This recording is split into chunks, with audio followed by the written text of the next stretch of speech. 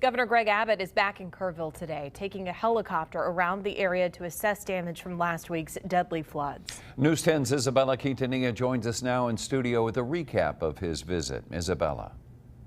Yes, that's right, Lauren and Gordon. In a press conference earlier today, Governor Abbott says from the helicopter they saw where the floods had ravaged communities, especially along the Guadalupe River. CBS Austin accompanied Governor Abbott. The video you're now seeing is from that helicopter ride. Later, during the press conference, Abbott revealed that this year's flooding was actually worse than last year's, floodwaters cresting at 37.08 feet on Thursday. However, he says the damage and loss is nothing to what they saw a year ago.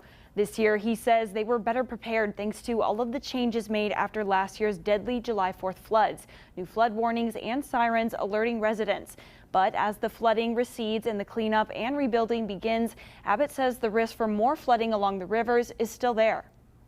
Remember this, just because the skies may be clear here right now, doesn't mean that the aggregation of water that's flowing downstream has peaked. Downstream, the waters will continue to rise and continue to pose dangers for those local communities. Ahead of today's visit, Abbott signed an emergency disaster relief declaration covering 28 of the hardest hit counties. He added that anyone interested in helping can go to rebuildtx.org. Reporting in studio, Isabella Quintanilla, KWTX News 10.